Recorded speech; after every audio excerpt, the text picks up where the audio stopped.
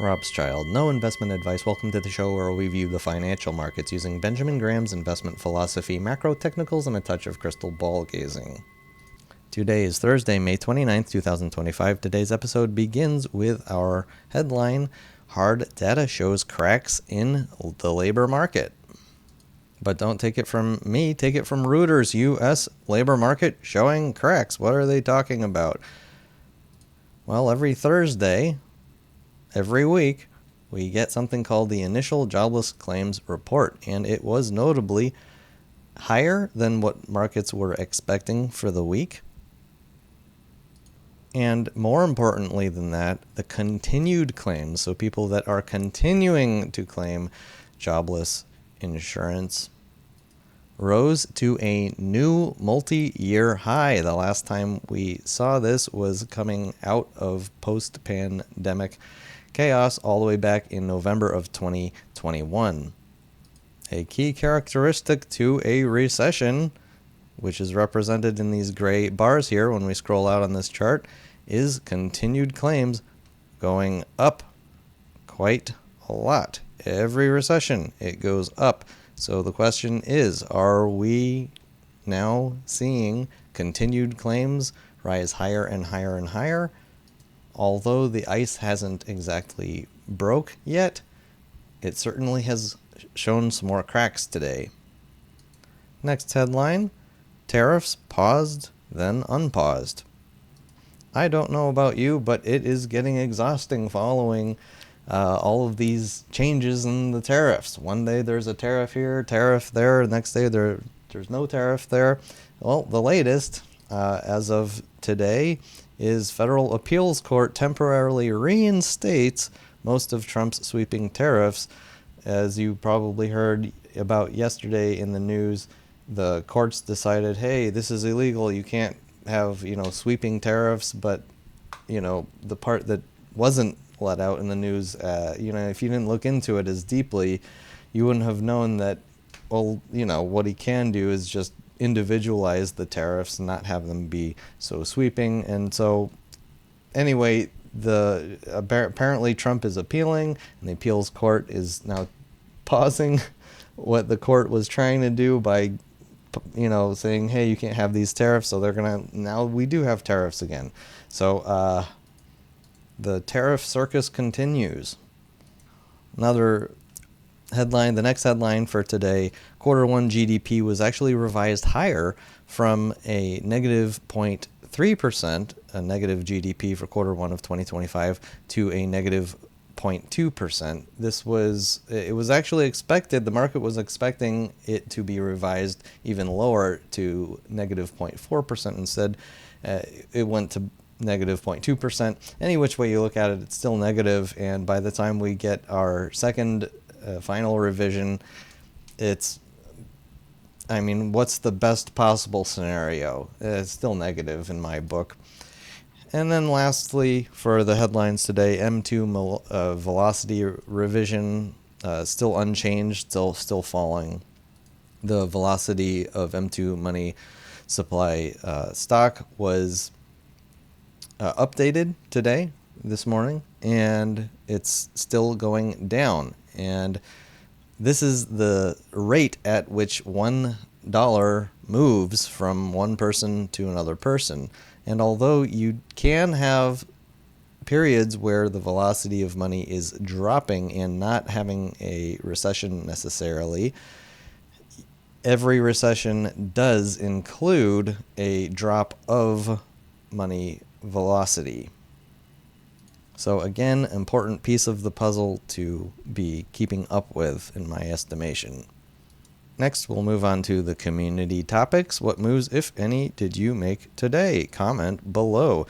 Robschild sits on hands. I did read one commenter saying that they were putting a lot of their portfolio into MSOS, Cannabis Fund ETF, specifically call leaps, I believe. So just getting a lot of leverage on that. And it got me thinking too, can this entire industry just completely disappear at this point? If it was going to disappear, you think that might be one of the first things that the new administration would be working on, and they're not, because at the end of the day, the cat's out of the bag. There's so many states that have legalized this already. We're clearly going in the direction of more and more legalization, and to see the cannabis industry, the fund MSOS, for example, drop by over 95% is definitely overdone. Are we at max fear? It doesn't matter. The point is that I believe very strongly that there's a lot more value than what is currently priced into this industry. So one way to do it is to do, I have 2% of my own portfolio in the fund MSOS, but I'm actually considering, from that commenter talking about getting leverage on the cannabis industry, got me thinking, and I came across a leveraged fund. There's the expense ratio. Yeah, it wears away over time, but it's easier to manage. If you've ever had to, if you ever deal with long dated puts or calls, it's really annoying because of all of the way the math works, the way that the current price relates to the value of your puts or your calls, and then considering how far it is away, and then how much volatility is priced in, and all of that. The fund MSOX is currently around $3 at its peak. When all of this fund began, it was around $600. And so if we were ever to get back up that high, I mean, that'd be a heck of a return, right? $3 up to $600. But not advice. Again, never any advice on this channel. But, a few shares, like, why not? So I'll probably actually get into that probably tomorrow, actually. Thanks for the idea, commenter.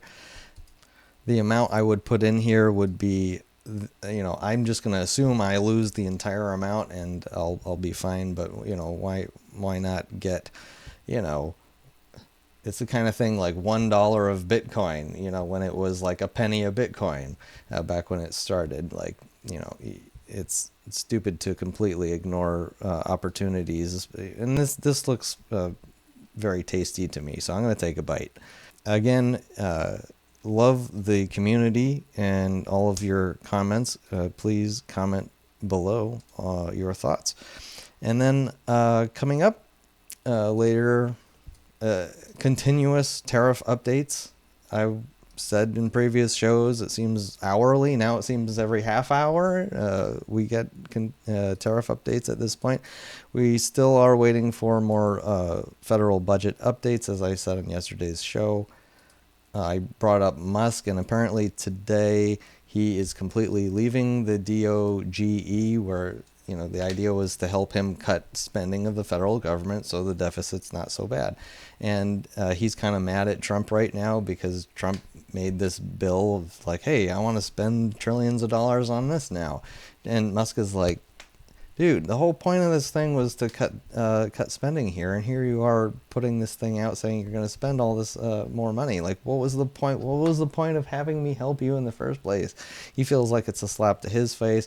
Trump feels like they're at odds right now. They don't like each other so much. But anyway, we're still waiting for the Senate to give their input on what changes they need to see before they approve it.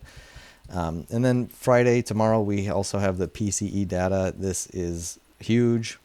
If this is lower than expected, then we will start seeing priced into the Fed funds futures cuts sooner, much sooner, regardless of what tariffs may do to inflation moving forward. We'll see what happens. We'll talk about it after we see the data. Anyway, thank you so much for watching. Subscription button right over here. You just put your mouse over the little star looking thing and click subscribe. Commenting and supporting the channel. Your support is greatly appreciated. Info in the description. Before we move on to the charts, the daily reminders, macro views haven't changed. Click on my website in the description to read my explanations.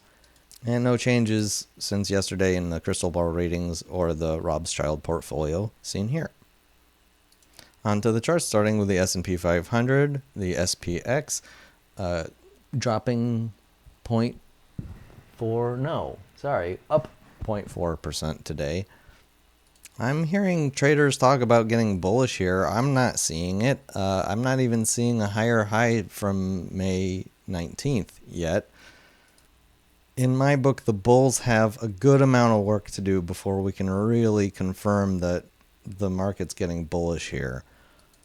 TLT, my favorite place to be, went up by 0.93% today, almost a full percent, cracking through and closing above Tuesday's candle, which was a breakout candle of this channel from a basic, very, very basic rudimentary candlestick analysis. This is very bullish for TLT right now.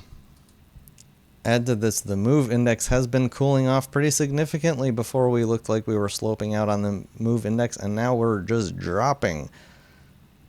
So not even the options market is pricing volatility, we're not seeing bonds falling off a cliff. And before today, it looked neutral, a little bit positive. Now it's looking simply bullish in my book, TLT to the moon. Another confirming pattern that we can take a look at is the 10-year Treasury note yield. This is an engulfing bearish candle of the past 2 days. Yields look like they want to continue down. Taking Treasury yields out of the picture and comparing them to junk bond yields, junk bonds got a little bit of a bid today. I will repeat, I think that junk bonds are getting complacent here. I don't think junk bonds are as safe as the pricing of junk bonds are at this moment. I am very happily still sitting on put contracts on HYG. Next, Bitcoin, currently down 1.27%. I mentioned yesterday, past few days, that we see a bear flag right here, and we broke out of it, and I said it looks like we're headed down to around 104, and today we got down to 105.7. So I still think there is further downside in Bitcoin in the very near term.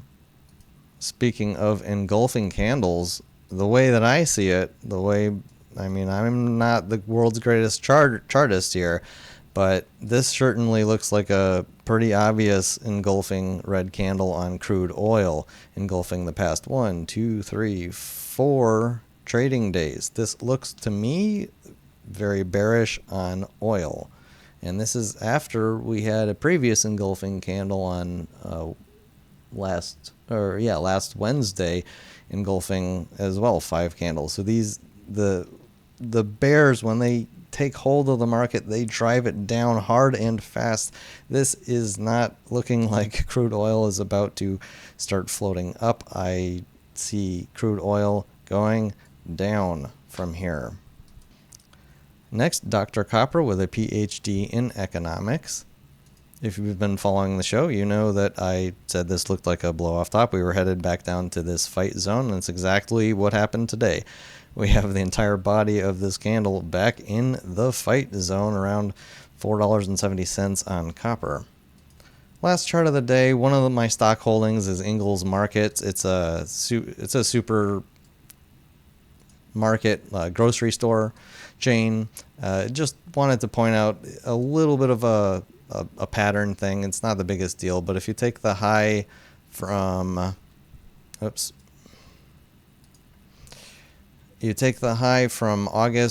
1st, 2024, and you connect it to all of these previous 1, 2, 3, the bodies of the candles, we broke through that today to the upside, and so this could maybe mean this is about to get bullish here again. This isn't like a hugely traded stock. It's pretty small, but there's still going to be market psychology that can get excited here off of this pattern. It looks very bullish to my eye. And again, my target on this is to sell between what I consider to be a fair value of this company between $80 and $90 a share. So that's all for today. That's all for me and my crystal ball. Look out on tomorrow for the PCE data. That's the real kicker before the weekend. Hope you enjoyed. Thank you for watching, and see you next time. Robschild.